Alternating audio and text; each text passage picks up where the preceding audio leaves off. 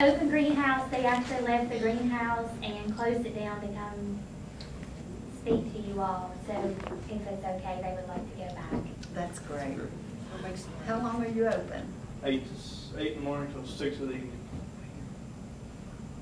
Just go back to work then. Get those covered. Thank you all for having us. Thank you all for coming. Thank you very much. Thank you.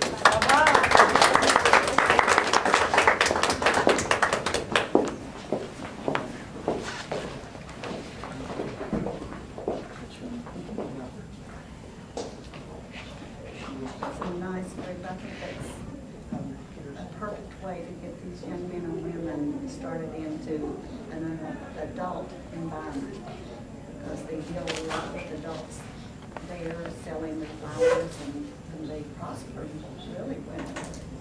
Before I came down to this position, I'd never been in the school, much less there were programs, and I went on a full tour, and I was absolutely impressed with what they're doing in that program, and other programs. I took my 86-year-old mother over there, and she said, well, I thought kids got away from farming. She didn't think they did that stuff anymore. Somebody confused. Okay, we now have presentations by Dr. D. Cockrell. Am I saying that right? That's right. Cockrell, Executive Director of RESA 2, and it's the annual update. Well, hello, everybody. It's really good to be here. Thank you for allowing me to come. I know I tried hard last year. We had a few snafus, didn't we, Brenda? Weather, I guess, mostly. Yes, we had a few snafus, but I wanted to give you an annual update. Sometimes, for those of you who've been on the board for a while, sometimes we come in and talk about a special program that we're currently working on, but I thought I'd just give you a general update about everything we're doing.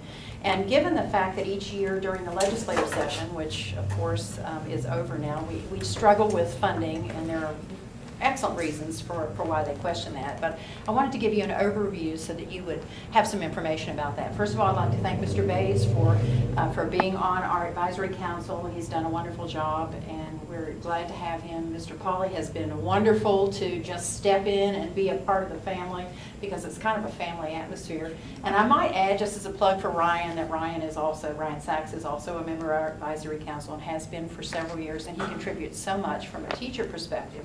We'll probably, with the board's permission, keep him on as an administrator on our advisory council, because he does offer so much to our region.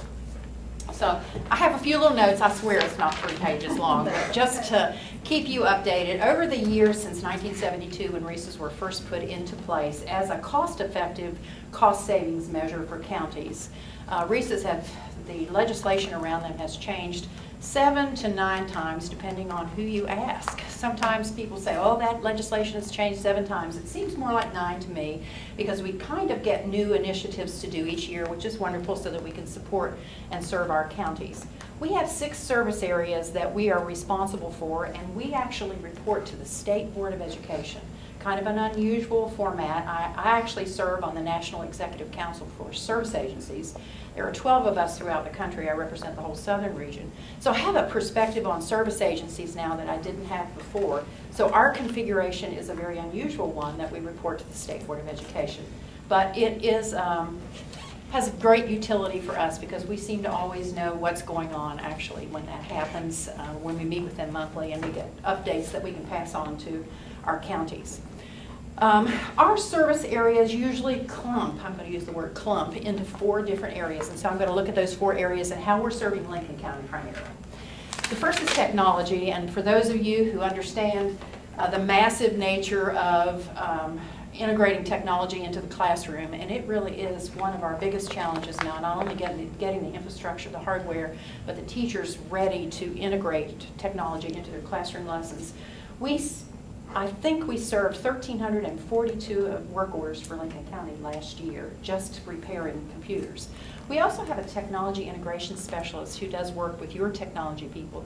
Your folks are wonderful, very, very accepting, and we have a lot of strong relationships around technology.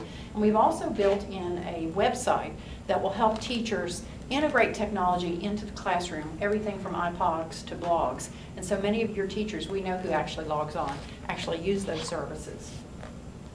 The other area in technology that's still used by Lincoln County at a very high level is WEVIS, and that's the information systems that are used for finance, student services. Primarily, those are the two that are used most frequently here in Lincoln County.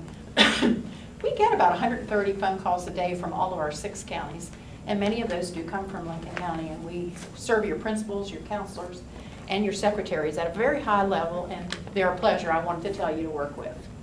The other area that we have extensive programming in Lincoln County is the area of education, curriculum and instruction. We have several grants that directly serve your teachers, and Dr. Martin, who is still here at the board, was part of this early grant. We have 10 teachers who participate in math content and instructional strategies, and they meet 4 to 7 times a year, and we work with them in a very intense way. Actually, Marshall University professors work with them. And we track not only their acuity, but their test data. So we know that their test data does show improvement. We also have a Teaching American History grant where several people from Lincoln County are participating. I'm sorry, I took this medicine for my poison ivy that I'm hiding, and I think it's causing me to be a little dry. It's focused on the middle school area, and we're also working on content and instructional strategies. We actually have a very large interventionist project with Lincoln County, and we work with Dr. Smith, Doug Smith, to implement those interventionist pieces in your schools. We also have an after-school supplemental services program at West Hamlin Elementary, where we work specifically with students. Mr. Parsons, who's sitting back here, is part of the energy management program that serves Lincoln County, and I have the great pleasure of talking with him every week. And we know that energy management program has saved this region $2.2 million last year. We did a cost analysis at the beginning of the year, and each energy manager turns their forms in so we know exactly what the cost savings is. The highest is Cabell County, but Lincoln County is on the move and saving you all money, and that's really an important piece. We also have health and safety programs, and that's shifting and changing. The state has cut funding for that position. So we're moving into a 200-day position that will actually work all across the health area. So no longer will that person just be serving tobacco prevention. He'll be serving all 8 areas of health, working in your counties with your counselors and your PE and health folks. And that will start in the fall. We have applied for 4 grants in the last 4 months, just churning them out, hoping to support the health initiative. They're all in the health area. One is to focus on alcohol reduction. You already have some programs in place here. One is to work on mental health issues. You also have programs in place there. We're working with your people on that. And the last one is something that Mr. Pauly probably received today. I have to take a drink here. And that is to serve math instruction through technology. It is a major initiative for the state. Reason 2 will coordinate that position, and it's up to you to decide whether you actually want to do that or not. The research is strong, shows improvement wherever Carnegie has put this in place, and you'll get a chance probably over the next couple weeks to take a look at that.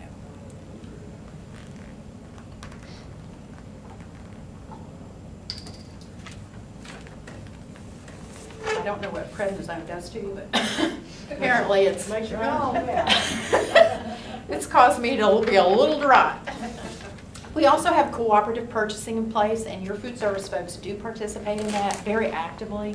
And we pay for the person who puts all your food